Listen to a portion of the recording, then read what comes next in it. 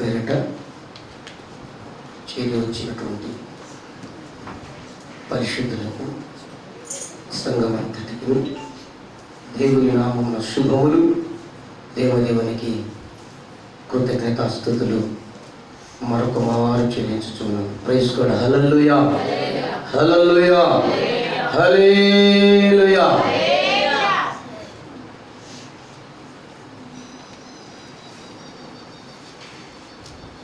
దేవుని వాక్యాన్ని విందాం. అంతకంటే ముందు చిన్న విన్నపం. యేసయ్య శరీరం అనే రొట్టె,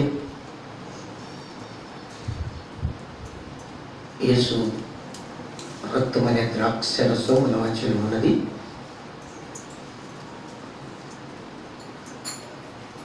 ఈ పనులో పాల్పొంపులు పొందటానికి ప్రభు మరొకసారి మనందరికీ ఈ గొప్ప సహవాసాన్ని అనుగ్రహించినందుకు దేవునికి స్తుతి ఘన మహిమలు చెల్లునుగాక.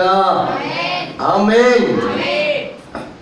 మరి ఇందులో చక్కటి మంచి మనస్సాక్షి కలిగిన వారు, అందరితో సమాధానంగా ఉన్నవారు, తండ్రి కుమార పరిశుద్ధాత్మ త్రియేక దేవుని నామమందు ముంచట బాప్తిస్మం పొందిన వారు మాత్రమే ఈ పనులో మీరు పాల్గొంపులు పొందాలి. ఏ ఒక్కరూ అనాలోచనతో అయోగ్యముగా అవిధేయతతో పాల్గొంపులు పొందకూడదు అని చెప్పేసి బాప్తిస్మం పొందినవారు, ముచ్చట బాప్తిస్మం పొందినవారు పాల్గొంపులు పొందకుండా బల్ల తీసుకోకుండా వెళ్ళకూడదు. మీరు ఖచ్చితముగా ప్రభు సన్నిధిలో క్షమాపణ కోరుకొని మరొక మారు యేసయ్య రక్తము చేత కడగబడి శుద్ధీకరించబడి ఇందులో దేవుని బలలో పాలుపంపులు పొందాలని ప్రభు పేరిట మనవి చేస్తూ ఉన్నాం. Praise god. Hallelujah, hallelujah. కొద్ది నిమిషాలు దేవుని మాటలు విన్న పరిశుద్ధ గ్రంథం బైబిల్లో నుండి చిన్న విషయం అండి. మన మధ్యలో నాకు నూతనంగా పరిచయమైనటువంటి వ్యక్తి బ్రదర్ ప్రస్తలి సహోదరుడు కిషోర్ అశోక్ నగర్లో ఉంటున్నాడండి. బ్రదర్ కొరకు మీరు ప్రార్థన చేయండి, వారి భార్య కొరకు, పిల్లల కొరకు ప్రార్థన చేయండి. దేవుడు పరిపూర్ణ మారు మనసు రక్షణ ప్రసాదించాలి. ఇది మొదలుకొని దేవుడు బ్రదర్ కుటుంబాన్ని లేవనెత్తి ఆధ్యాత్మికంగా, ఆర్థికంగా, ఈ లోకంలో శారీరకంగా, భౌతికంగా అన్ని విషయాలలో వర్ధిల్లున్నట్లుగా దేవుని సన్నిధిని ఆశ్రయించి ఆశీర్వదించబడినట్లుగా మీ ప్రార్థనలో జ్ఞాపకం చేసుకోవాలని ప్రేమతో మనకి చేస్తున్నా. కూర్చుంటారు. పరిశుద్ధ గ్రంథం బైబిల్లో నుండి ఎఫెసీయులకు రాసినటువంటి పత్రిక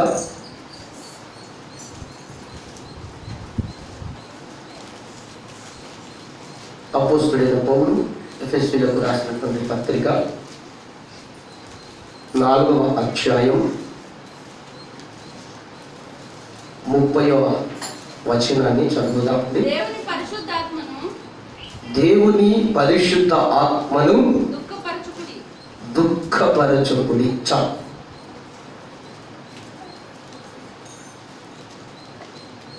దేవుని పరిశుద్ధాత్మను దుఃఖపరచకుడి.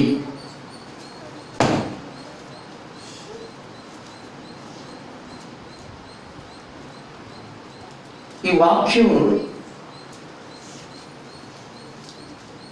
మనందరిలో ఫలించినట్లుగా పరిశుద్ధాత్ముడు సహాయం చేయునుగాక. ఆమేన్, ఆమేన్, ఆమేన్. జాగ్రత్తగా ఆలకించండి. పరిశుద్ధాత్ముడు మన ద్వారా దుఃఖపడకూడదు అని దేవుని వాక్యము ద్వారా మనతో తెలియపరుస్తూ ఉన్నారు. ఈ వాక్యం మనకు అర్థం కావాలి అంటే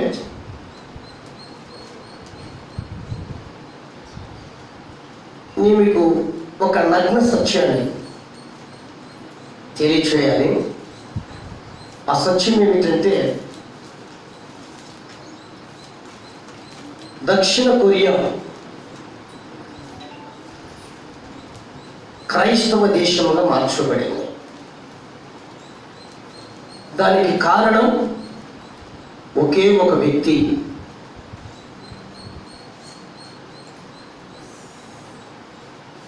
గొప్ప దైవజనుడు పాల్ యాంగ్షో గారు.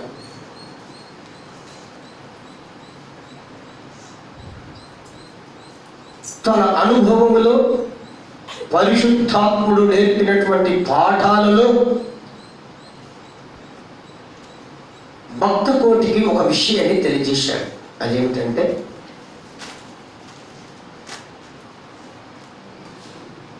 ఈ లోకంలో మనిషికి, మానవునికి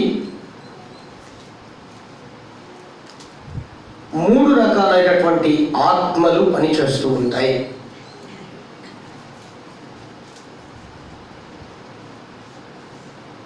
ఒకటి లౌకిక ఆత్మ,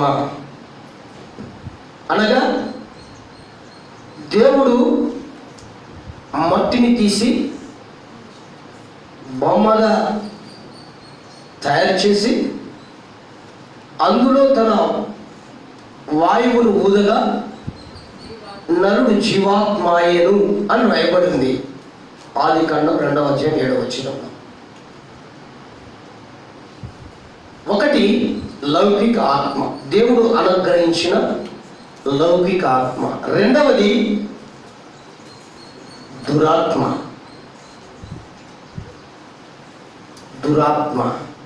మూడవది దేవుని పరిశుద్ధాత్మ. గుర్తుంచుకోవాలి. ఒకటి చెప్పండి, అంటే సహజంగా మనిషికి దేవుడిచ్చిన జీవాత్మ, లౌకిక ఆత్మ. రెండవది దురాత్మ. మూడవది పరిశుద్ధాత్మ. ఈ 3 ఆత్మలు మనిషిలో పని చేస్తూ ఉంటాయి. ఏ ఆత్మకు మనిషి, మానవుడు అవకాశం ఇచ్చి, చోటిచ్చి, ప్రిఫరెన్స్ ఇచ్చి, ఆహ్వానించి ఆ ఆత్మ చేత నడిపించబడితే ఆ ఆత్మ అనుభవాలలో వారు వెళ్ళిపోతుంటారు. లౌకిక ఆత్మకు ప్రిఫరెన్స్ ఇచ్చి లౌకిక ఆత్మకంగా ముందుకు వెళ్తున్నప్పుడు ఈ లోకంలో సహజంగా జీవించాలి. దేవుడు పుట్టించాడు కనుక జీవించాలి. దేవుడి లోకానికి పంపాడు కనుక మరణించేంత వరకు ఏదో కాయ కష్టం చేసుకొని బ్రతకాలి. మనము మన కుటుంబాలు పోషించబడుతూ తింటూ తాగుతూ తిరుగుతూ ఉండాలి. ఇది లౌకిక ఆత్మ. దానికి ప్రిఫరెన్స్ ఇచ్చిన వారు, దానికి చోటు ఇచ్చిన వారు, దానికి అవకాశం ఇచ్చిన వారు అలాగే నడిపించబడుతుంటారు. ఇక రెండవది దురాత్మ.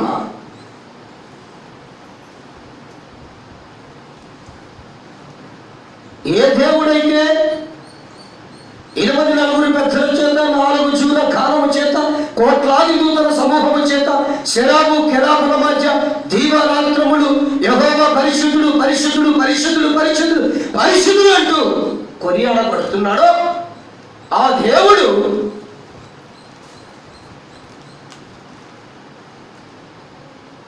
ఒకనొక దినాన తన దగ్గర ఉన్నటువంటి ప్రధాన దూత అయినటువంటి లూసిఫర్ అన్నటువంటి దూత కాస్త గర్వించి మనసులో ఇంతగా కొనియాడబడుతున్నటువంటి ఈ యెహోవా, ఈ దేవదేవుడు ఒక్క స్థానమే కదా నాకు ముందుగా ఉండేది, ఒక్క మెట్టే కదా, ఒకవేళ ఆ దేవుణ్ణి అట్లా నెట్టేస్తే నేను ఆ స్థానంలో కూర్చుంటే ఎట్లా ఉంటుంది అని మనసులో అనుకున్నట ద్వారా మనసెరిగిన యేసయ్య, దేవునికి స్తోత్రం. హల్లెలూయా హల్లెలూయా. మనసెరిగిన యేసయ్య ఒక తన్ను దన్నితే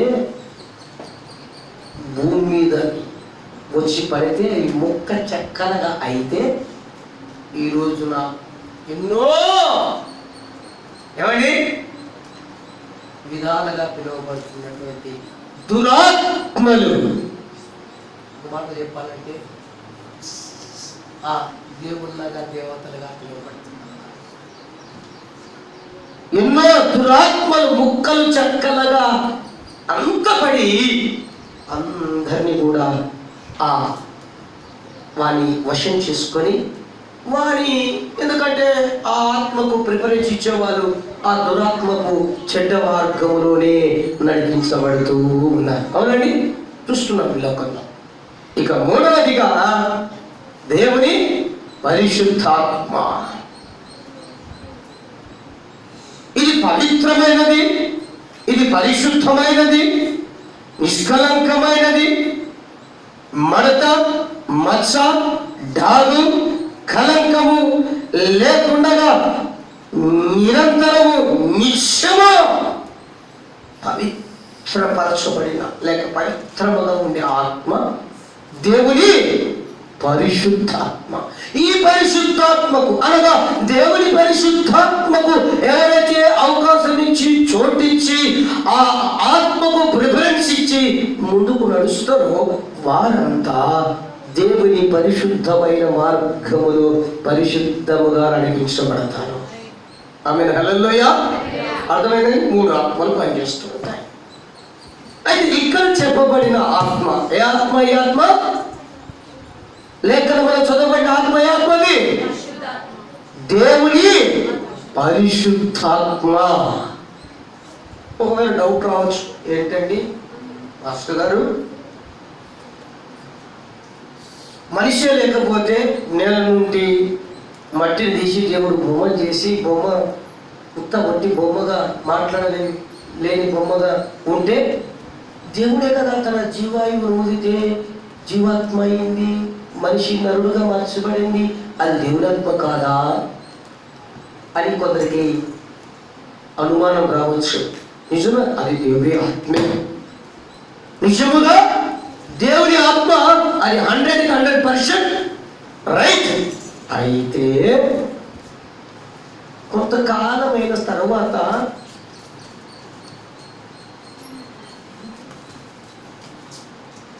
దేవుని పరిశుద్ధ ఆత్మను వాయువుగా ఊదితే నరుడు జీవాత్మ అయినట్లుగా ఉన్న ఆ మనుష్యులు చక్కటి ఏదైనా వనములో హాయిగా ఉంటూ ఉన్నప్పుడు అంతవరకు పరిశుద్ధాత్మ దేవుని ఆత్మ వారితో ఉంది, వారిలో ఉంది, అనుదినం వారితో ఉంది. అయితే ఎప్పుడైతే మనిషి దేవుడు చెప్పిన మాట వినలేదు, దేవుని మాట వినక ఆజ్ఞ అతిక్రమించారు, అప్పుడే దేవుని ఆత్మ ఏమైపోయిందండి? దూరం అయిపోయింది. అప్పుడు అయినా కూడా దేవుడు ఇక్కడ ఒక విషయాన్ని జ్ఞాపకం చేస్తున్నా. మనిషి ఎందుకు కృతజ్ఞునిగా దేవునికి ఉండాలి, జీవించాలి అంటే, మనిషి దేవుని మాట వినకపోయినా, దేవుని ఆజ్ఞను అనుసరించకపోయినా, దేవుని యొక్క మాటకు విలువైనకపోయినా, భయభక్తి నిలపకపోయినా దేవుని ఆత్మ దూరం అయిపోయింది. ఓకే, అయితే ప్రేమ కలిగిన దేవుడు ఆ మనిషిని దూరం చేసుకోవడానికి ఇష్టపడలా. అర్థమైందండి? ఆ వ్యక్తిని దూరం చేసుకోవటానికి ఇష్టపడలా.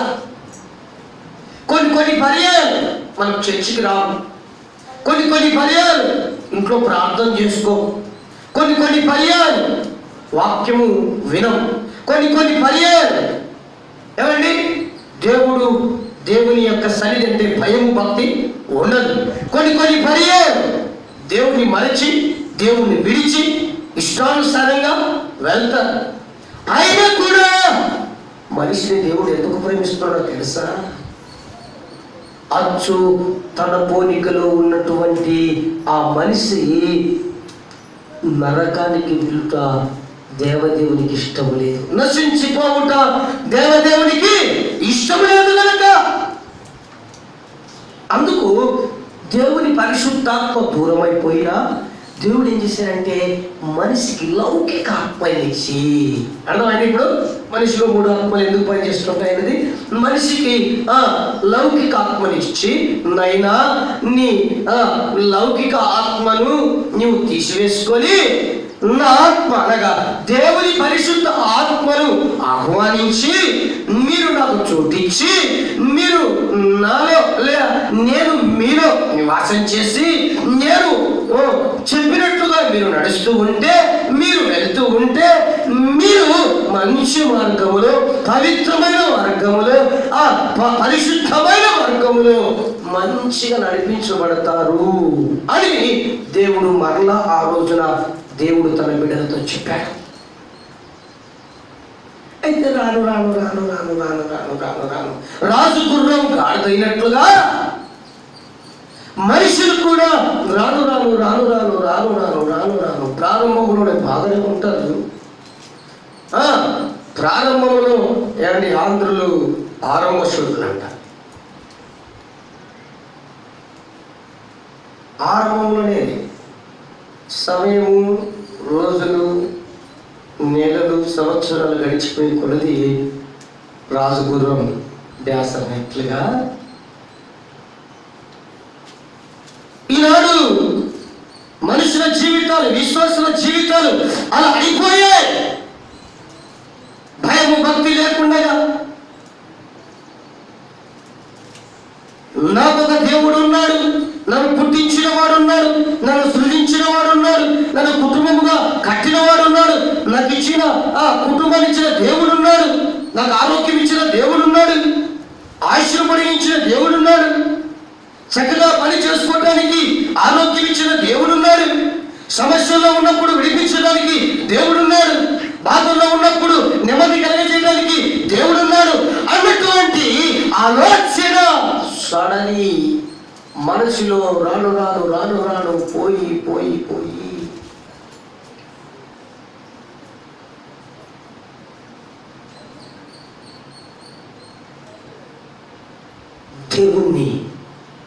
దేవుని పరిశుద్ధాత్మని దుఃఖపెడుతున్నారు, ఏడ్పిస్తున్నారు, దేవుణ్ణి దుఃఖపెడుతున్నారు దేవుణ్ణి. అందుకే పౌలు గారు ఎఫెసీ సంఘంతో మాట్లాడుతూ దేవుని పరిశుద్ధాత్మను దుఃఖపరచుకుని ఈ రోజున పరిశుద్ధాత్ముడు నా ద్వారా, సేవకుని ద్వారా, సంఘముతో మీతో మాట్లాడుతున్నాడు. దేవుని పరిశుద్ధాత్ముని దుఃఖపరచుకుని, ఒకవేళ దుఃఖపరిస్తే, దేవుని దుఃఖ పెడితే మనం ఆశీర్వాదకరంగా జీవితాలు ముందుకు కొనసాగలేము. మన జీవితాలు, మన కుటుంబాలలో అది మేలు కాదు సుమా. దేవుడు దుఃఖంగా ఉండి నువ్వు సంతోషంగా ఉండటం అన్నది సాధ్యపడదు. దేవుడు ఏడుస్తూ ఉండి నీవు నీ కుటుంబం నవ్వుతూ ఉండాలంటే సాధ్యపడదు.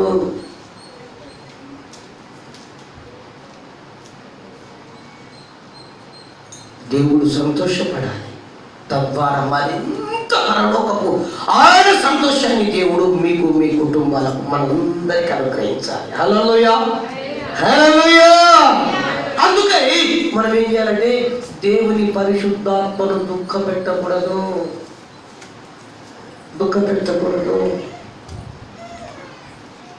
ఎలా దుఃఖపెడుతున్నావా?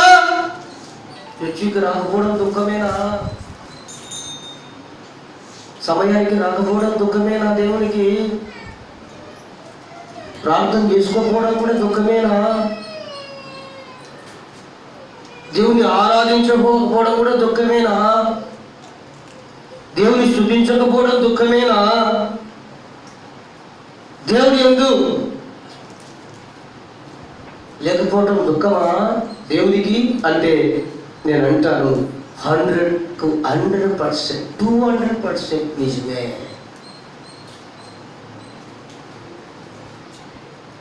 ఒకసారి ఆలోచన చేయండి. ఒక కుటుంబంలో తండ్రి సంతోషంగా ఉంటే, యజమానుడు సంతోషంగా ఉంటే, తండ్రి సంతోషంగా ఉంటే ఏమవుతారండి? కుటుంబం అంతా సంతోషంగా ఉంటుంది. అవునండి. కుటుంబంలో తండ్రి ఏడుస్తూ ఉంటే, దుఃఖపడుతుంటే ఏమవుతారండి? కుటుంబం అంతా ఏడుస్తారా లేదా? ఫర్ ఎగ్జాంపుల్, కుటుంబంలో యజమానుడు తండ్రి హాస్పిటల్లో బెడ్లో పడుకున్నాడు, ప్రాణభయ పరిస్థితుల్లో ఉన్నాడు, ఇక నేడు రేపు అన్నట్లుగా ఉన్నాడు. అప్పుడు నీవు బయటకు వచ్చి ఆహా ఏమిగా అయ్యే అంటావా? ఫ్రెండ్స్తో పార్కులకు వెళ్తావా? షికార్లకు వెళ్తావా? సినిమాలకు వెళ్తావా?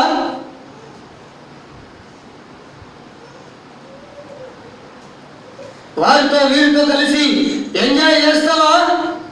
మనల్ని బాగలేదంట, మనల్ని బాగలేదంట, మన నేడుస్తున్నాడంట, మన నేడుస్తున్నా, అబ్బా ఎంత సంతోషమో, ఎంత ఆనందమో అంటారా? అదే పాస్టర్ గారు ఎవరైనా అంటారు అట్లా, ఏంటంటే మాట్లాడతారు అంటారు. మీరు నాకు తెలుసు మీరు అంటారు, అది అంతే అంటారు. మేము కూడా అంటాం. ఎందుకని? మా నాన్న దుఃఖపడుతూ ఉంటే నాకు దుఃఖమే. మా నాన్న మా అమ్మ ఏడుస్తూ ఉంటే నాకు ఏడ్పే.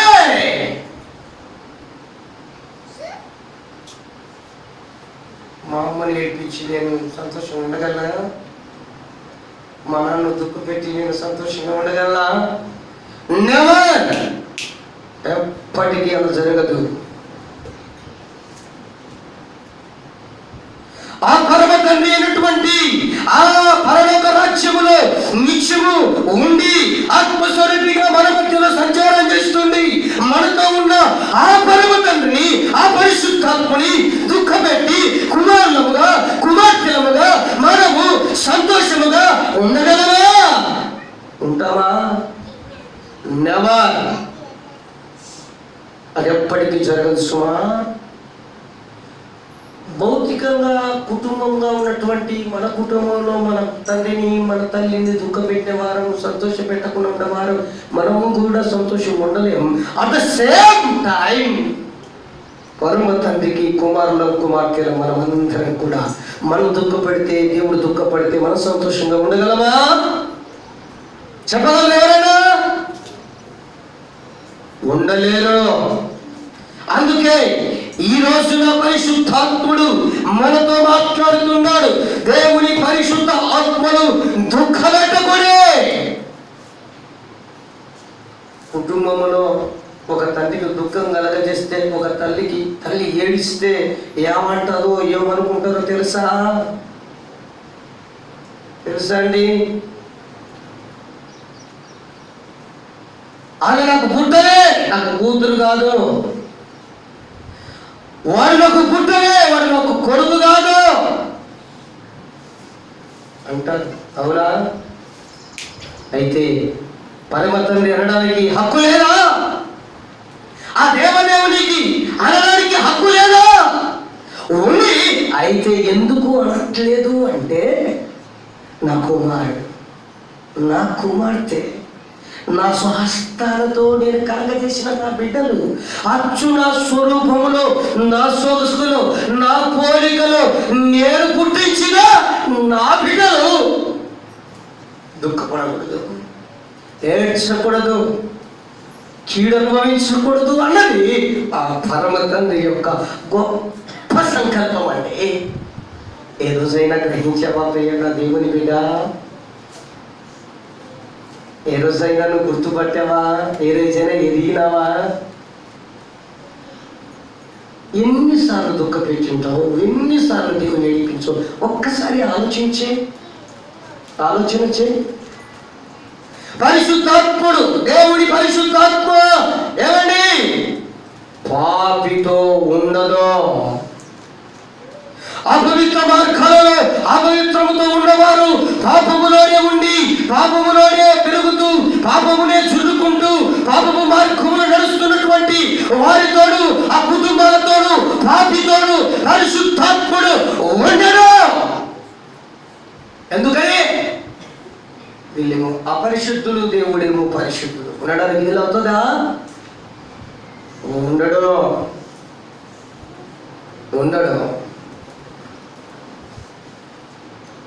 దేవుని ఆత్మ వారిలో నివసించడానికి అవకాశం లేదు. ఎందుకని?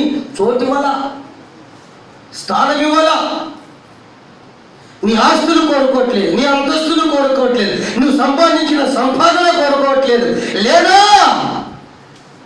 నువ్వు కూడబెట్టినటువంటి వాటిని, ఆస్తులను, లేక బంగారును, లేక నీ బిడ్డలు, వాటిని దేవుడు అడగట్లేదే. నా కుమారుడా నీ హృదయం నాకిమ్ము, నా కుమార్తె నీ హృదయం నాకిమ్ము అని కేవలం నీ హృదయములో నివాసం ఉండటానికే దేవుడు కోరుకుంటున్నాడు. అది తప్ప నువ్వు పుట్టించినందుకు, మనల్ని కలగజేసినందుకు అది తప్పండి? తప్పు కాదు కదా. అయితే అది తప్పుడు మార్గంలో ఉన్నవారు, అపవిత్ర మార్గంలో ఉన్నవారు, పాపములో ఉన్నవారు, పాపపు జీవితంలోనే ఉన్నటువంటి వారితో దేవుని పరిశుద్ధాత్మ ఉండకపోగా దేవుడు ఏం చేస్తాడంట? ఆత్మ దుఃఖపడుతుంది. ఎందుకని? ఆయన నీలో ఉండకపోయినా నీతో ఉండనే ఉంటాడు. ఎలా గుర్తుంచుకోవాలి. నీలో ఉండకపోయినా నీతో నీ వెంట వస్తూనే ఉంటాడు. అయితే ఎప్పుడైతే నువ్వు దేవునికి ఆత్మకు అవకాశం ఇస్తావో అప్పుడు దేవుడు నీలోకి వచ్చి నీ దగ్గర నుండి నీలో కార్యం జరిగిస్తాడు. లేదా ఎప్పుడైతే దేవుని ఆత్మకు నువ్వు అవకాశం ఇవ్వవో అప్పుడు దేవుడు చిన్నగా దూరం అయిపోతాడు. ఎప్పుడైతే దేవుడి ఆత్మ దూరం అయిపోతుందో దురాత్మ చిన్నగా దగ్గరికి వచ్చేస్తుంది. అప్పుడు తన దురాత్మ నీ దగ్గర ఉన్నప్పుడు, నీలో ఉన్నప్పుడు నీవు తప్పుడు మార్గంలోనే, చెడు మార్గంలోనే, పాపపు జీవితంలోనే నడుస్తావు. కీడులోనే నడుస్తావు. కీడుకే కానీ మేలుకు కాదు. ఇక్కడ రెండు కాదన్నట్టుగా ఉంటారు కొందరు. లౌకికాత్మ, తిందాం, పడుకుందాం, పని చేసుకుందాం, ఎంజాయ్ చేద్దాం, సుఖిద్దాం. ఇది లౌకికాత్మ. అంటే వారు దేవుని గురించి పట్టించుకోరు, ఇక దేని గురించి పట్టించుకోరు. వారికి కలిపే దేవుడు, కలిపే కైలాసముడు, కలిపే దేవుడు. వారికి కలిపే దేవుడు, పనే ముఖ్యం. ఈ రెండే కావాలి. పని చేసుకోవాలా, కడుపు నిండా నిందాలా, కంటిని నిద్రపోవాలా. తిన్నావా, పడుకున్నావా, తెల్లారిందా, ఇవే కావాల్సింది. ఎక్కడో బల్ల ఎగినట్టు దేవుడికి మహిమ కలుగును కాదు. హల్లెలూయా, హల్లెలూయా. ఏమండి? ఇది లౌకికాత్మ. కానీ దేవుని ఆత్మ అలా లౌకికాత్మతో ఉన్న వారితోనూ, ఆ దురాత్మకు ప్రిఫరెన్స్ ఇచ్చిన వారితోనూ ఉండరు సుమా, ఉండరు. దేవుడు మనతో ఉండాలి, మనలో ఉండాలి, మన కుటుంబంలో ఉండాలి అంటే పరిశుద్ధాత్మనికి, దేవుని ఆత్మకు నీవు అవకాశం ఇవ్వాలి, స్థానం ఇవ్వాలి, చోటు ఇవ్వాలి. చోటు ఇవ్వకున్నంత వరకు నీళ్ళకు దూరం అవుతాడు. దూరం అయినా కూడా దూరంగా ఉండి నిన్ను చూస్తూనే ఉంటాడు, ఏడుస్తూనే ఉంటాడు. నీ నుండి మళ్ళా పూర్తిగా వెళ్ళిపోడు. దూరంగా ఉంటాడు, నా కుమార్తె ఎట్లా చేస్తుంది అని ఏడుస్తాడు. దూరంగానే ఉంటాడు, నా కుమారుడు ఇలా ప్రవర్తిస్తున్నాడు అని ఏడుస్తూనే ఉంటాడు. దూరంగానే ఉంటాడు, నా బిడ్డలు ఈ రీతిగా ఇదిగో నన్ను ఏడిపిస్తున్నారు మాటికి అని ఏడుస్తూ ఉంటాడు. అందుకోసమే ఈ రోజున పరిశుద్ధాత్మని దుఃఖ పెట్టకూడదు అన్న విషయాన్ని నేను పునరుద్ఘాటించి తెలియపరుస్తున్నాను. హల్లెలూయా, పునరుద్ఘాటించి ప్రకటిస్తున్నాను. దేవుని పరిశుద్ధాత్మను దుఃఖ పెట్టకూడే. దుఃఖ పెడితే అది నీకు క్షేమం కాదు, నీకు మేలు కాదు, నీ కుటుంబానికి మంచిది కాదు. మరి ఏ విధంగా దుఃఖపెడుతున్నాడు దేవుడు? ఏ విధంగా దూరం అయిపోతున్నాడు? ఎందుకు దురాత్మ నీలోనికి వస్తుంది?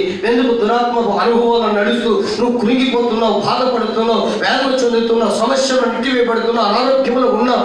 ఎందుకు నాకు ఏ పరిస్థితి ఎంత చేసినా ఏం కాలేదు, ఏమి జరగట్లేదని ఎందుకు నిరాశపడుతున్నావు అన్న సంగతులు కొన్ని విషయాన్ని నేను జ్ఞాపకం చేస్తాను. పరిశుద్ధ గ్రంథం బైబిల్లో నుండి ప్రియ దేవుని బిడ్డలారా, చదవండి న్యాయాధిపతుల గ్రంథం 16వ అధ్యాయం 20వ వచనాన్ని చదువుదాం. న్యాయాధిపతుల గ్రంథం త్వరగా చదవాలి. 16వ అధ్యాయం 20వ వచనం.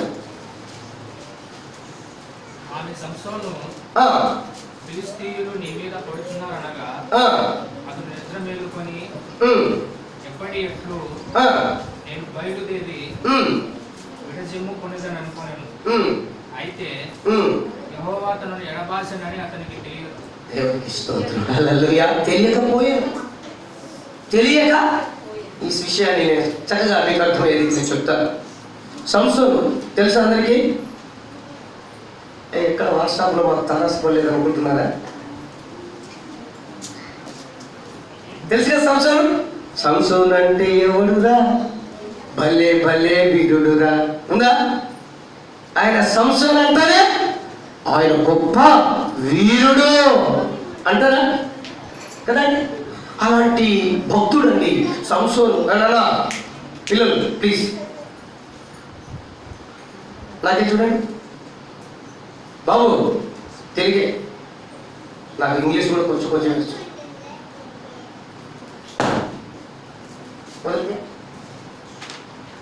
నాకే చూడండి. సండే స్కూల్కి వస్తే వచ్చిన వాళ్ళకు తెలుసు కదండి. సంసోన్ అంటే ఎవర్రా? భలే భలే ఉందా పాటది తెలుసా? ఎంతమంది తెలుసు పిల్లలకు? పోనీ పెద్దోళ్ళకి ఎంతమంది తెలుసు?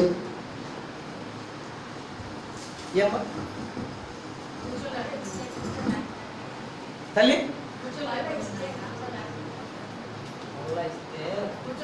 నువ్వు వెళ్తావా? ఇప్పుడు ఏనికి లేదు అట్లా. ఒకవేళ కూర్చోగలుగుతావా కూర్చో, లేకుంటే పండుకుంటావా పండుకో, లేదా నేను ఇంటి దగ్గరికి మీరు తీసుకొని రామంటావా తీసుకొని వచ్చేస్తాను. ఓకేనా? ఎందుకంటే అట్లా మనం ఇవ్వరాదు అట్లా మధ్యలో. ఆ దానికి మనకు ఒక పద్ధతి క్రమం ఉంది కదా, కాబట్టి అట్లా ఇవ్వనికి లేదు. నీకు ఎలాగా నీ శరీరం సహకరిస్తే అలా ఉండు, నేను కూడా నీకు సహకరిస్తాను. Praise god. హల్లెలూయా హల్లెలూయా. ప్రియ దేవుని బిడ్డలారా,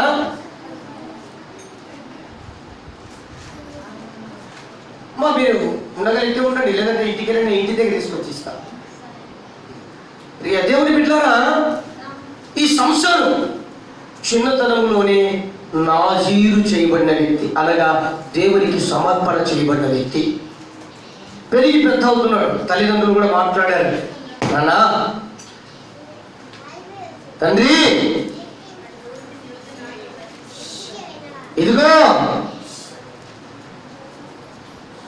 నా కుమారుని ఎలా పెంచాలనో, నా కుమారుడు ఏ విధంగా నీ కొరకు జీవించాలనో. నాన్న బాబు అమ్మా తల్లి ఇంకా వినపడలా? నాకెళ్ళి చూడు, నాకెళ్ళి ఎక్కడ దిక్కులు చూడాలి బాబు. తెలుగు అర్థం కాదా ఏంటయ్యా? నాకెళ్ళి చూడండి, మాట్లాడదు పక్కన ఏం పని మా నా ఆచర వారిని పట్టించుకోవద్దు. నీ పని నువ్వు ఇక్కడ. ప్రియ దేవుని బిడ్డలారా, అలా అడిగినటువంటి తల్లిదండ్రులు సంసోను తల్లిదండ్రులు, అలాగనే వాళ్ళు అడిగినట్లుగానే దేవుడు సంసోనుకు చక్కటి జ్ఞానం ఇచ్చి, చాలినంత శక్తితో నింపి, చాలిన దేవుని అనుతో ఉండి, వెళ్ళిన ప్రతి మార్గములో వెళ్ళిన ప్రతి చోట ఆయన గొప్పగా ఆశీర్వదించాడు సంసోను. ఏమండి, ఒక్కడ గాడిద దవడ తోటి 100 మందిని హతమార్చాడు శత్రువులను. అర్థమైందండి? 100 మందిని హతమార్చాడు. అటువంటి గొప్ప వీరుడు ఒకనొక సమయాన ఏమండి పాపానికి చోటిచ్చాడు. అర్థమైందా? పాపానికి చోటిచ్చాడు. పాపానికి ఏ విధంగా పాపంలో రకాలు ఉన్నాయి. పాపానికి ఏ పాపం ఇది? శరీరాశకు, శరీర కోరికలకు చోటిచ్చాడు. పాపానికి చోటిచ్చాడు. ఒక అమ్మాయి వలలో పడిపోయాడు. చిన్నగా తన ఆత్మీయ జీవితంలో తనకు తెలియకుండానే అడుగంటిపోతున్నాడు. చిన్న చిన్నగా ఆత్మీయ జీవితంలో చిన్నగా తగ్గిపోతున్నాడు. తనకు తెలియదు, నేను ఆత్మీయంగా తగ్గిపోతున్నాను అన్న సంగతి తెలియదు. అర్థమైందండి? నాకు చూడండి, ఆత్మీయంగా రోజు రోజుకు దిగజారిపోతున్నాడు అన్న సంగతి తెలియదు, అతను తెలియదు. అయితే ఎప్పుడు కదా పట్టబడినట్లుగా శత్రువుల చేతికి పట్టబడిన తర్వాత చిన్నగా ఏమండి ఇక అవకాశం వచ్చింది, వారిని ఇక హతం చేయాలని అనుకుంటున్నాడు. మనసులో అనుకొని ఏమంటున్నాడు తెలుసా? ఒకసారి పట్టబడ్డాడు, గుండూత జయించబడ్డాడు, సౌరం జయించబడ్డాడు. అయితే అది కూడా ఆయన గుర్తెరగల. ఏమనుకుంటున్నాడు? తనలో తాను చదవైన లేఖనంలో చెప్పినట్టుగా తనతో తాను ఎప్పట్లాగానే బయలుదేరి నేను శత్రులతో అలా ఇలా ఉంటాం. ఏమనుకుంటున్నావు నా దేవుడు అంటే? ఏమనుకుంటున్నావు నా దేవుని శక్తి అంటే? దేవుని కుమారుడు అంటే నేనేమనుకుంటున్నావు? దేవుని కుమార్తె అంటే నేనేమనుకుంటున్నావు అన్నాడు. ఈనాడు అనుకున్నట్లు ఆనాడు సంవత్సరం కూడా అనుకొని వెళ్ళి ఏదో చేద్దాం అనుకున్నాడు. అక్కడ దేవుని ఆత్మ ఏమైందంటే ఎడబాసింది. ఎందుకు ఎడబాసింది? ఎందుకండి చెప్పాలి? శరీర ఆశలు, శరీర కోరికలు మనసును అదుపులో పెట్టుకోలేక, శరీరాన్ని అదుపులో ఉంచుకోలేక, శరీర ఆశలతో కోరికలకు రేకెత్తించబడి శరీరం ఎట్లా చెబితే అట్లా విని పాపంలో పడిపోయినందున దేవుని ఆత్మ అతని నుండి విడిచిపోయిన తర్వాత సంసోను అప్పట్లాగా చూలు విలిపించి శత్రువులను మఠమాయించాలనుకున్నాడు. కానీ అది కుదరలేదు. దేవుని ఆత్మ వెళ్ళిపోయిన తర్వాత మళ్ళీ దేవుని అడిగారులేండి, ప్రభువా నిజంగా నాకు ఈ ఒక్క అవకాశం, నేను చచ్చిపోయినా పర్వాలేదు, వీళ్ళని అందరూ అర్థం చేయాలి, నా దేవుని శక్తిని చూడాలన్నప్పుడు దేవుడు మళ్ళీ అవకాశం ఇచ్చాడు, వాళ్ళందరినీ కూలగొట్టాడు. అది కాదు సంగతి. అయితే అక్కడ జరిగింది ఏంటి? దేవుని ఆత్మ దూరం అయిపోయింది. నా ప్రియ దేవుని మీద శరీర ఆశలకు చోటిచ్చావో, శరీర కోరికలకు చోటిచ్చావో, శరీరానుసారమైన మనస్సును ఉంచుకున్నావో, అది నిన్ను పాపం వైపు నిన్ను అడుగులు వేసేటట్లుగా చేస్తుంది.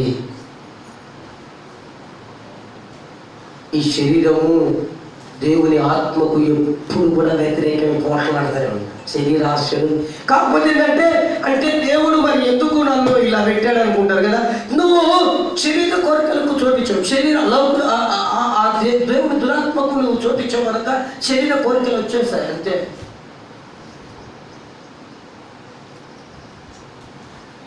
శరీరానుసారమైన మనసు ఎప్పుడందుకు దేవుడి ఆత్మ ఆ యొక్క రోమపత్రికలో రాయబడి ఉంది 8వ అధ్యాయంలో చక్కగా ఎప్పుడు దేవుడి ఆత్మకు ఆత్మానుసారులకు శరీరానుసారులకు పోట్లాట వైరం పడదు. శరీరం ఏం చెప్తుంటే చక్కగా బాగా ఫుల్గా నేను కంటి నిండా నిద్ర, ఆదివారం ఆరాధన కూడా గుర్తు రాకూడదు అంటది. ఆత్మ ఏమని చెప్తుందంటే నువ్వు లే, ఈరోజు ఆదివారం బుద్ధిగా నీకు ఇంతసేపు ఆడుకుంటావు, నువ్వు ఎప్పుడు నీ ఇంట్లో పనులు చేసుకోవాలి, నీ ఒంటి పనులు ఎప్పుడు చేసుకోవాలి, నీ పిల్లలు ఎప్పుడు నువ్వు సరి చేసుకోవాలి, ఎప్పుడు నువ్వు నా సన్నిధికి రావాలి, లే పరిశుద్ధాత్మ అంటది. ఆ శరీరానుసారమైన మనసు కలిగిన ఆత్మ ఏమంటుందంటే నువ్వు పడుకో, వారం పనున్నా కష్టపడి కాళ్ళు నడుతున్నాయి పనుకో, నిలబడి కాళ్ళు పీకుతా ఉన్నాయి పనుకో,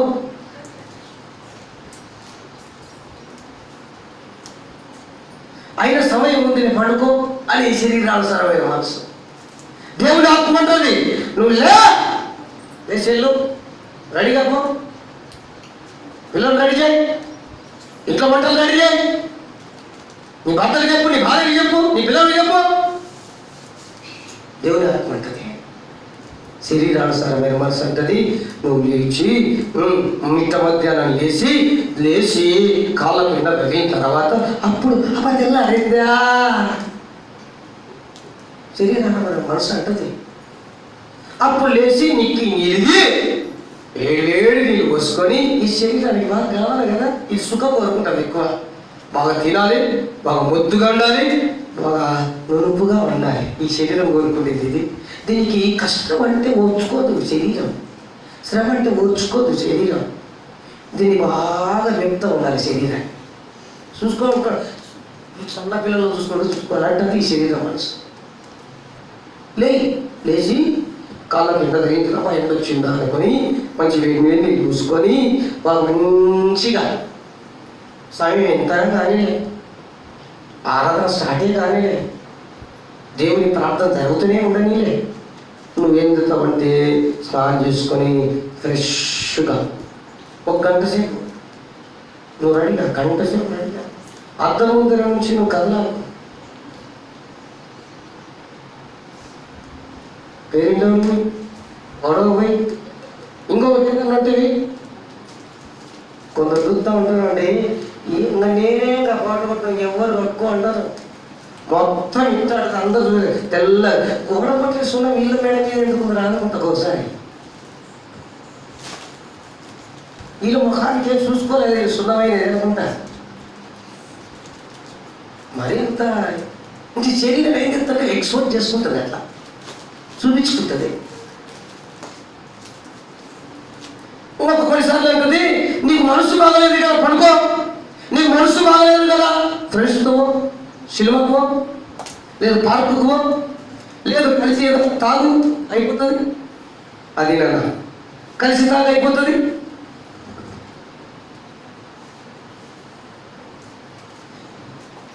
ఆరాధనకి వెళ్ళాలి, ఆ దేవుడు ఆత్మ చెప్తే లేదు లేదు లేదు నువ్వు ఫంక్షన్కి వెళ్ళాలి, ఫంక్షన్కి వెళ్ళాలి, వాళ్ళతో వీళ్ళతో తిరగాలి, వాళ్ళతో వీళ్ళతో నీవు తిరగాలి. హాయిగా సేవ తీర్చు. లేదు ఈరోజు కూడా నువ్వు వెళ్తే 500 రూపాయలు వస్తుంది, 1000 రూపాయలు వస్తుంది. నువ్వు వెళ్ళు, నువ్వు పనికి వెళ్ళు.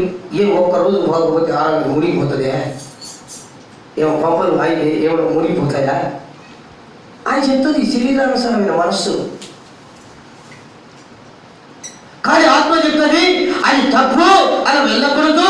ఈరోజు ఆదివారం, ఈరోజు దేవుని సన్నిధి, దేవుని ఆరాధించడానికి వెళ్ళాలి, దేవుని స్తుతించాలి, దేవుని వాక్యం వినాలి అని దేవుని ఆత్మ చెప్తుంది.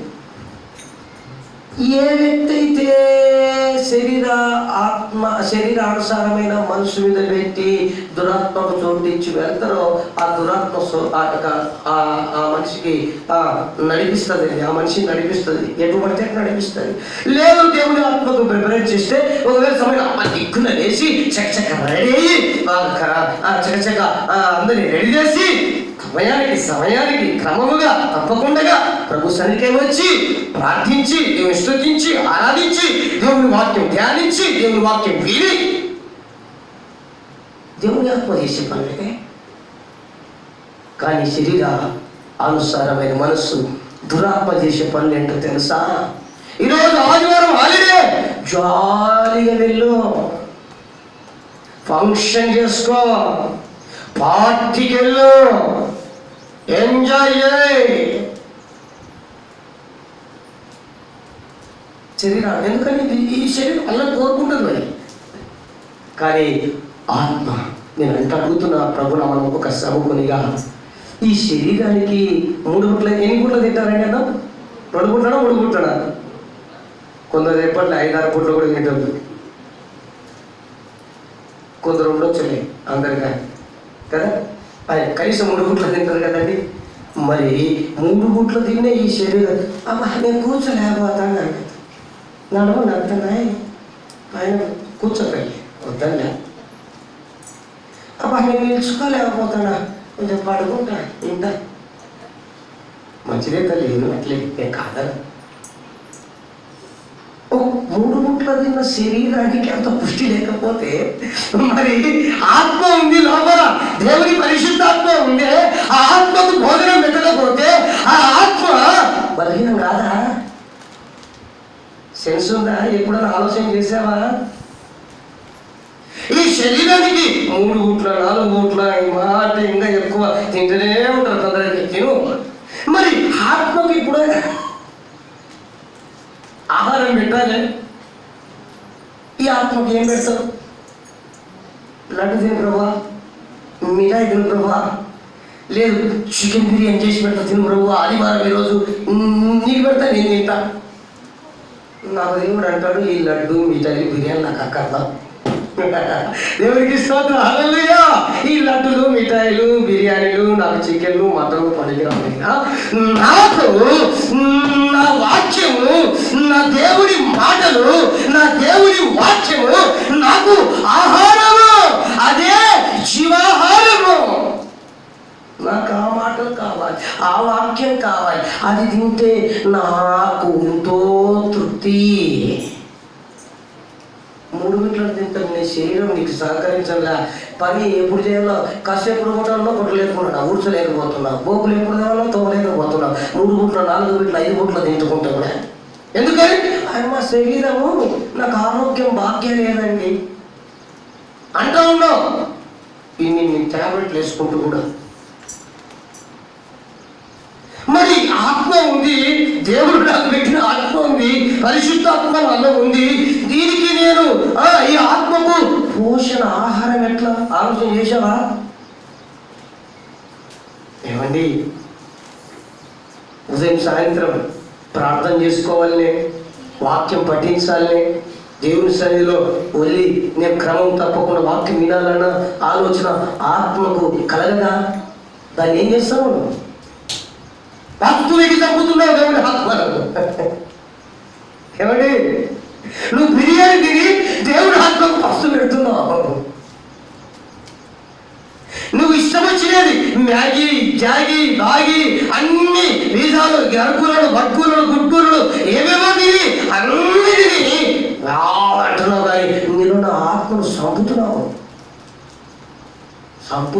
చిక్కిపోతుంది ఆత్మ, దేవుని ఆత్మ బలహీనమైపోతుంది.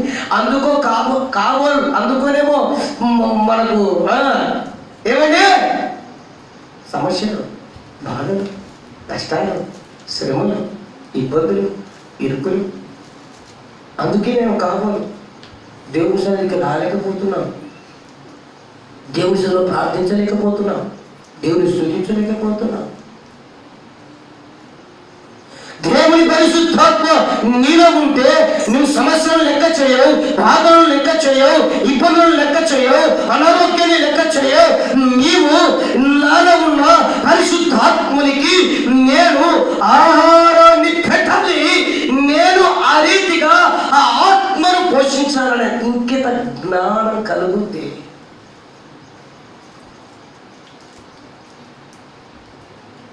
ఎవరైతే ఆత్మలు బలపడతారో వారు ఈ లోకంలో భౌతికంగా, ఆర్థికంగా, ఏమండి శారీరానుసారంగా అన్ని విషయాల్లో బలంగా ఉంటారు. దేవునికి స్తోత్రం చెప్పండి, హల్లెలూయా, హల్లెలూయా. ఎవరైతే ఆత్మలో బలహీనమైపోతారో, ఎవరైతే ఆత్మను దూరంగా ఉంటారో, ఆత్మకు జీవాహారం అనే మన్నా అనే దేవుడి వాక్యాన్ని పుష్కలంగా పెట్టరో వారు రోజుకు విశ్వాస జీవితంలో అడుగంటిపోతారు. అయ్య బాబో నేను గుర్తులేకపోతా, అయ్య బాబో నేను నిలబడిపోతా, అయ్య బాబో నేను దేవుని సన్నిధికి రాలేకపోతున్నా, అయ్య బాబో నేను వెళ్ళలేకపోతున్నా అని బలహీనమైపోతారు.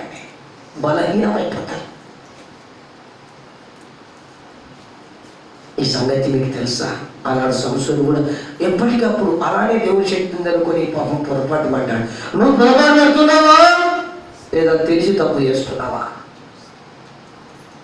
నీకు తెలుసా, నీవు శరీర కోరికలకు, శరీర ఆశలకు, పాపపు మార్గములో, పాపములో ఉండి పాపపు బలహీనతలో ఉంటే దేవుడి ఆత్మ నుండి వెళ్ళిపోతుంది, బయటికి దూరంగా ఉంటుంది.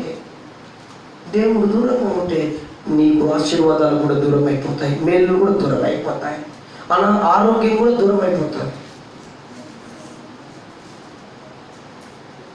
అందుకని శరీర ఆశలు, శరీర కోరికలు యేసు రక్తము చేత లేక దేవుని ఆత్మ చేత చంపుకోవాలి. పుష్టిగా దానికి దేవుని ఆత్మకు పుష్టిగానే మనం దేవుని వాక్యాన్ని అందించాలి, పెట్టాలి ఆహారాన్ని. అప్పుడు నువ్వు బలంగా ఉంటావు. ఎటువంటి గొప్ప లేక విధ్వంసమైన విపత్కరమైన సమస్య వచ్చినా నిత్యము సియోను కొండమని కదలక, దేవునికి స్తోత్రం చెప్పండి. హల్లెలూయా. కదలక. ఇటు సమస్య, ఇటు బాధ వస్తుందా, అటు వచ్చి కొట్టినా కూడా అలవాద్రి అండి దాన్ని అది నిన్నే తగిలి వచ్చిన స్పీడ్ కాకుండా 7 అంతల స్పీడ్గా తిరిగి బయటికి వెళ్ళిపోతుంది. ఇటు బాధలు వచ్చాయా అంటుకుందామని అది ఎంత స్పీడ్గా వచ్చిందో అదే నిన్ను అంటుకోవడానికి వచ్చి తగిలి 7 అంతల స్పీడ్తో ముందుకు వెళ్ళిపోతుంది. ఇక నుంచి అనారోగ్యం వచ్చి నేను డిస్టర్బెన్స్ కూర్చొని నేను బాధ పెట్టాలని చూసినా, నీ దగ్గరకు వచ్చి అనారోగ్యం నీ దగ్గర ఉండి అక్కడ ముట్టాలని చూసినా అది మరలా అదే స్పీడ్లో 7 అంతలకు దూరమై పారిపోతుంది.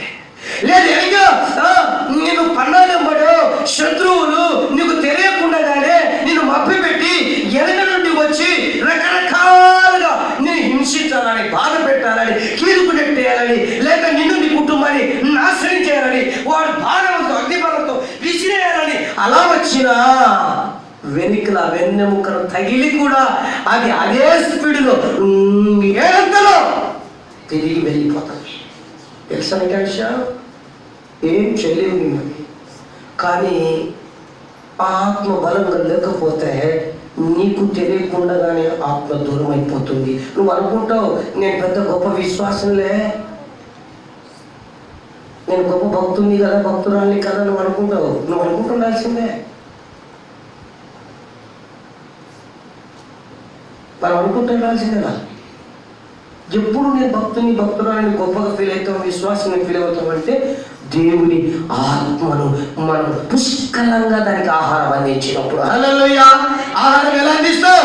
అనుదినం ఇంట్లో వాక్యం చదవాలి, లేక చదువు రాకపోతే చదివించుకోవాలి, అనుదినం ప్రార్థన చేసుకోవాలి, క్రమము తప్పకుండా సంఘ క్రమాలలో పాల్గొని దేవుని వాక్యం వింటూ ఆ మన్నాని ఆహారాన్ని సమృద్ధిగా దేవుని ఆత్మకు నీవు పెట్టాలి. దేవునికి స్తోత్రం. హల్లెలూయా.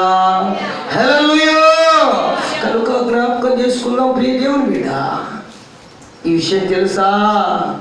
తెలియకపోతే చెప్తున్నాను. 1 కొరింథీయులకు రాసిన పత్రిక 3వ అధ్యాయం 16వ వచనం మార్చుదామండి. మీరు దేవుని ఆలయమై ఉన్నారని మీరు నివసింపుచున్నాడని మీరు ఎరగరా? మీరు ఎన్ని రోజులు అలా ఉంటారండి, తెలుసుకోండి అంటున్నాడు దేవుడు. మీరు దేవుని ఆలయమని, దేవుని ఆత్మ మీరు నివసించున్నారని మీరు ఎరగరా? ఆత్మకు పోషణ అక్కర్లేదా? ఆహారం అక్కర్లేదా?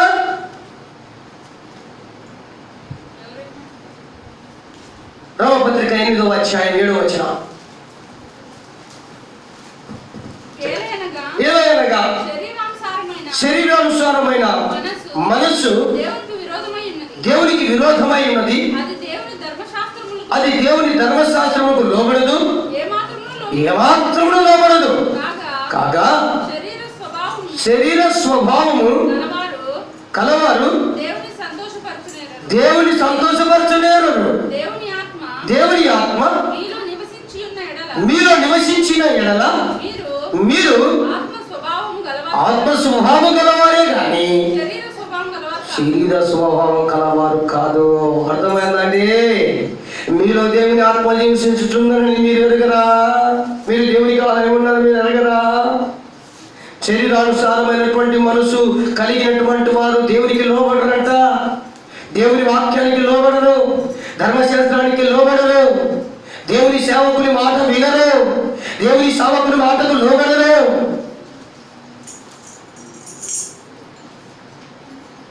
మామూలే కదా, దేవుని వాక్యం పరిశుద్ధ గ్రంథంలో అట్లే చెప్తుంది, సేవకులు కూడా అట్లే చెప్తుంటారు అనుకుంటుంది. శరీరానుసారమైన మనసు కాల్సున్నా పొరపాటు పడవద్దు. మనం ఎవరో తెలుసా? తెలుగు రాష్ట్ర పత్రిక 5:25 మనం ఎవరో తెలుసా? 5:25 మనము ఆత్మను అనుసరించి జీవించు వారమైతిమా, ఆత్మను అనుసరించి క్రమముగా నడుచుకుందుము, ఒకరినొకరము వివాదముల రేపుకొకయు, ఒకరి యందు ఒకరు అసూయపడకయు,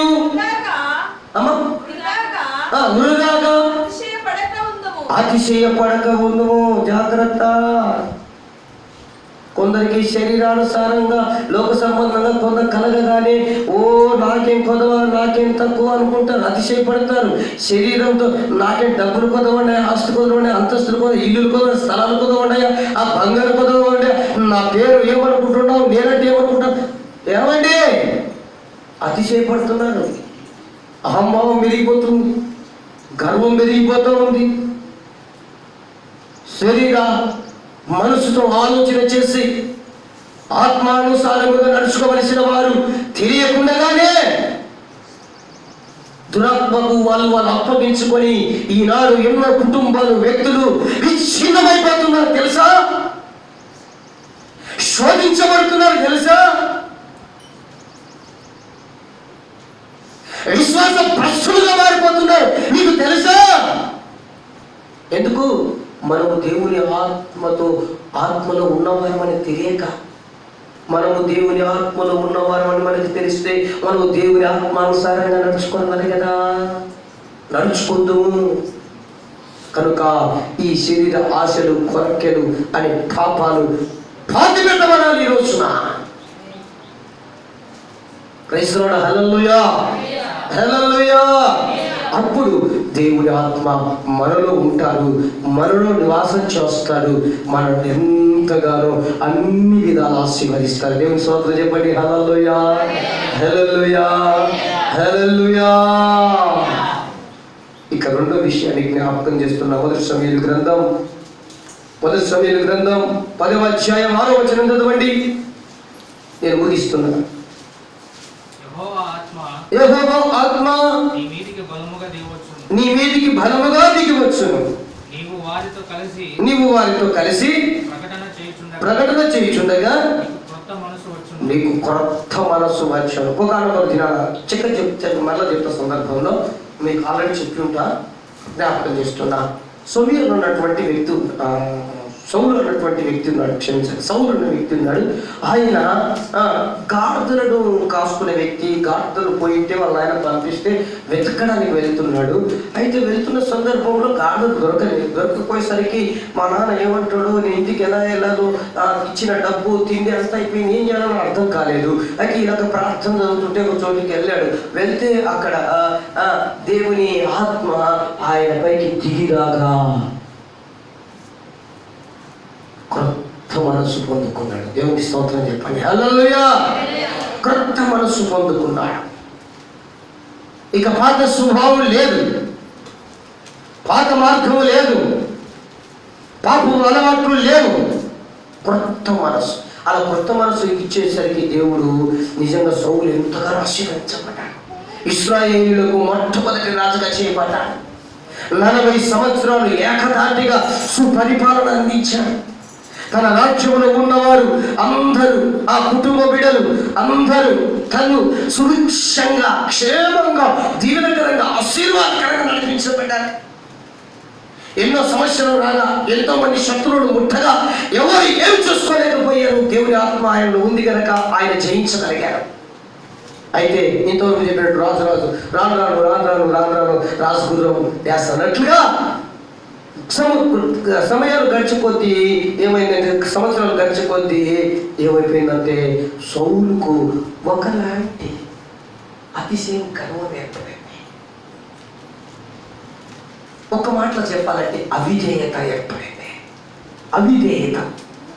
దేవునికి విధేయత చూపి బాగా చక్కగా ఆత్మీయంగా వర్తిల్లుతూ తన కుటుంబము ఆ ప్రపంచాన్ని అనగా ఆ ఇశ్రాయేల్ దేశాన్ని క్షేమంగా నడిపిస్తూ ఉన్నాడు.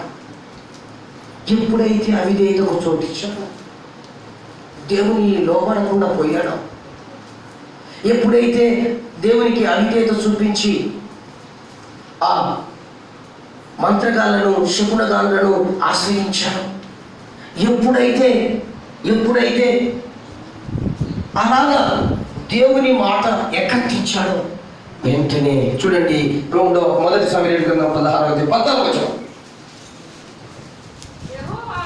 యెహోవా ఆత్మ సౌలును విడిచిపోయి యెహోవా యొద్ద నుండి, అమ్మో జ్ఞాపకం చేసుకోవాలి, యెహోవా ఆత్మ ఏమైపోయిందంటండి, సౌలును విడిచిపోకుండా దేవుని దగ్గర నుంచే వాళ్ళ దురాత్మ సౌలులోకి వెళ్ళిందట. అదే దేవుని ఆత్మ దూరం అయిపోయేది ఒక రకం అయితే, ఇక రెండవ రకం ఏంటంటే పాపం పరిపక్వం చెందితే ఇట్లా ఉంటుంది. ఇక దేవుడే దురాత్మకు అప్పగిస్తాడు. అంటే దేవుడి యొక్క నుండి పంపించి, నేను మంచి మాటలతో చెప్తుంటే నా కుమారుడు వినట్లేదు, నా కుమార్తె వినట్లేదు, దురాత్మ నువ్వేం చేసుకుంటావో చేసుకుంటూ ఉంటాడు. అర్థమైందా? దేవుడు మనిషి చెప్పినప్పుడే మంచి మాటలు వినండి. దురాత్మ వచ్చి నేను ఇష్టం వేసుకున్నప్పుడు దేవుడు చెప్పినంత సాఫ్ట్గా చెప్పదు. దురాత్మ నిన్ను అనారోగ్యం మీద కొట్టి చెప్తుంది, నిన్ను ఆర్థిక పరిస్థితుల మీద కొట్టి చెబుతుంది, నిన్ను సమస్యలతో తట్టి చెబుతుంది, నిన్ను బాధలతో వెంట వేసుకొని చెబుతుంది. ఊరికే చెప్ప దురాత్మ వచ్చి. అర్థమైందండి?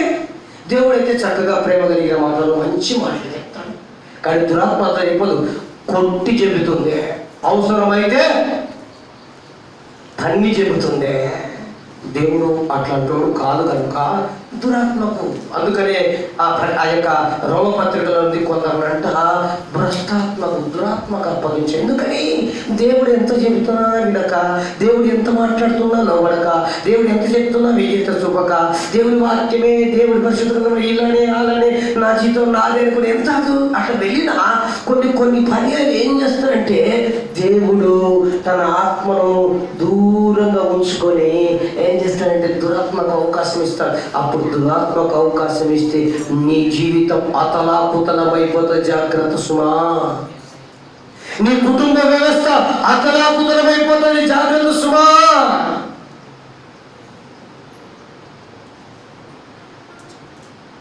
ఎంతకాలం ఇదైతే చూపుతావు దేవుని మాటకు లోబడక, ఎన్ని రోజులు దేవుని వాక్యానికి లోబడక అవిధేయత చూపుతాం. దేవుని బిడ్డలను, దేవుని కుమార్తెను, దేవుని పిల్లలను అనుకుంటూ మనం ఎన్నిసార్లు దేవుణ్ణి కాక శకునాలను, మంత్రగాలను, చేతబడులను, జ్యోతిష్కులను ఆశ్రయించి, మీ లోకములో ఉన్న వాటిని ఆశ్రయించి ఎంతకాలం దేవుణ్ణి దుఃఖపెడతావు, దేవుని ఆత్మ దుఃఖపెడతావు. దేవుడు అలా ఏం చేశాడో తెలుసా? సౌలును చూసినంతసేపు చూశాడు. దేవుడు ఎడబాయిపోయాడు. ఎడబాసిన తర్వాత ఇంకా అలానే లౌకికాత్మతోనే కొంచెం బాగుండేదేమో కానీ, అయితే దురాత్మకు అవకాశం ఇచ్చాడు. దేవుని బిడ్డ, నా చేతులు జోడించి మీతో ప్రేమతో నేను తెలియజేస్తున్నా, మీ కుటుంబాలు క్షేమంగా ఉండాలి, మీరు సుభిక్షంగా కొనసాగాలి, ఆత్మీయతలో వర్ధిల్లాలి, శారీరకంగా ఈ లోకంలో చక్కగా దేవుని బిడ్డలో దేవుని కుటుంబం అంటే వీరు అన్నటువంటి గొప్ప సాక్ష్యాన్ని పొందాలంటే నా 2 చేతులు జోడించి మీతో చెప్తున్నా, దురాత్మకు అవకాశం ఇవ్వద్దండి. దేవునికి చోటివ్వండి, దేవుని ఆత్మకు చోటివ్వండి. దేవుని ఆత్మ నీలో నివసించినట్లుగా, మన కుటుంబంలో నివసించినట్లుగా చోటివ్వండి. దేవుడు గొప్ప కార్యం చేస్తాడు. అవిధేయత, అహంకారం, గర్వం నాశనానికి దారితీస్తుంది. సామెతల గ్రంథం 16:18 రాయబడిన మాట ఏంటో తెలుసండి? నాశనమునకు ముందు గర్వము నడుచును. జాగ్రత్త. నాశనమైపోకుండా ఉండాలి, గర్వంతో ఉండకుండా ఉండాలి అంటే విధేయత చూపు దేవునికి.